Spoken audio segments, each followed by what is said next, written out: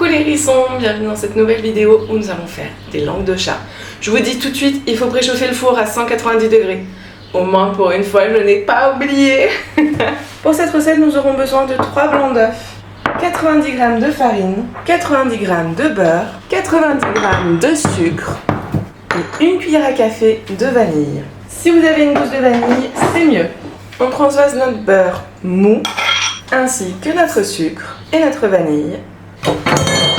On met notre bol de notre fouet et vous savez ce qui va se passer, on va mélanger.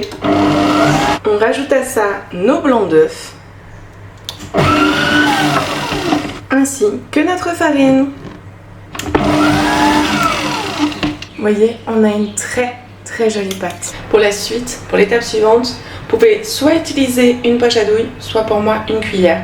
On va simplement former nos langues de chat.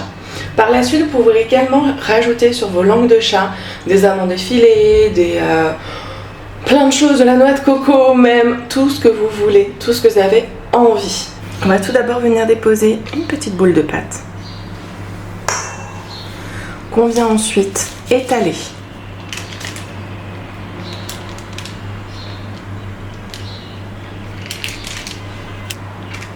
Avec la poche à douille, vous pouvez juste, pour poser votre truc, votre petite pâte. C'est vrai que c'est pas ultra utile, mais j'ai déjà vu faire. C'est pour ça que je vous donne les deux solutions. Si vous voulez, vous posez votre petite boule de pâte avec une poche à douille et ensuite vous écrasez. Je les ai faites assez fines. Après, si vous voulez plus d'épaisseur, vous pouvez. C'est vrai que moi j'aime bien quand c'est bien fin. Pour la suite, comme je vous disais, vous pouvez mettre ce que vous voulez. Pour moi, ça sera un petit peu de noix de coco. Et seulement sur la moitié, je vais quand même tenter. Je vais laisser une partie nature. En fait, comme je vous le disais, vous pouvez vraiment rajouter ce que vous voulez. Ça peut être des graines de sésame par exemple, ou également des pépites de chocolat. Oh là là, avec des pépites de chocolat, ça doit être trop bon. C'est dommage que je n'en ai pas. Ce n'est pas grave, moi franchement, la noix de coco, j'adore ça. On va les passer au four pendant à peu près 10 minutes à 190 degrés. À surveiller, par contre, cette fois-ci, on reste devant le four.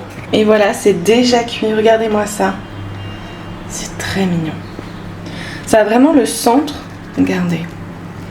Hop. Le centre, là, est moelleux. Et le bord, brownie, est un petit peu croustillant. Elles sont juste magnifiques. On n'a pas la forme, hein. Moi j'ai fait une forme ronde. C'est vrai que logiquement j'aurais dû faire une forme vraiment de langue de chat. Mais franchement c'est exactement le même goût, hein. Après ça dépend, si vous aimez plutôt le côté croustillant, faites plutôt soit des petits cercles, soit des petites langues de chat. Mais si vous aimez comme moi le côté assez moelleux, c'est trop mignon franchement. Ça sent ultra bon. Là j'ai pris celle nature, hein. J'ai pas encore pris celle à la noix de coco, mais celle nature elle sent bon. Elle sent la vanille, c'est incroyable. Pour ceux, je sais pas, je vais quand même vous le montrer.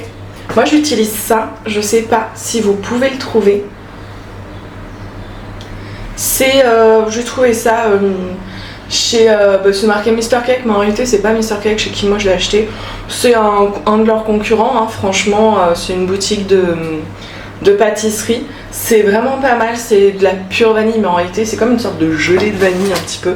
La texture est relativement bizarre, mais le goût de vanille est clairement là. Bon, on est parti pour goûter, hein. Je sais pas ce que ce plan va rendre. C'est juste délicieux. La vanille est plus que présente. C'est merveilleux. Franchement, on a justement le côté que je vous disais quand je vous montrais les langues de chat. On a le côté moelleux à l'intérieur et croustillant sur le bord. C'est vraiment très bon. Par contre, attention, hein, faites bien gaffe à votre cuisson. Restez devant votre four.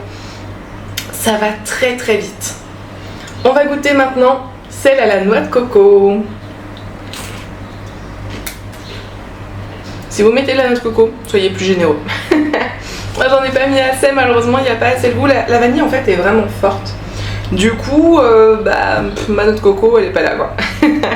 Mais c'est pas grave, franchement n'hésitez pas à faire tous les goûts que vous voulez. Si vous refaites la recette, n'hésitez pas à m'envoyer en MP sur Instagram, en photo et tout ça. D'ailleurs, je suis vraiment désolée pour ça que j'ai mis énormément de temps à répondre. Vraiment désolée. En fait, je m'attendais à recevoir tout ça sur mon Instagram, mais l'Instagram de la chaîne Un Hérisson dans ma cuisine et pas ma chaîne principale. Du coup, j'ai pas regardé ma chaîne principale. Et puis, je sais plus, il y a quelques jours, quelques semaines même, je sais plus quand, j'ai regardé et je me suis dit, merde, j'ai oublié de regarder. Oh, voilà, mais vraiment merci, ça me fait super plaisir. En plus vous me donnez des tips pour certains, c'est hyper gentil, donc merci beaucoup. J'espère que la vidéo vous aura plu et moi je vous dis à la semaine prochaine pour une nouvelle vidéo.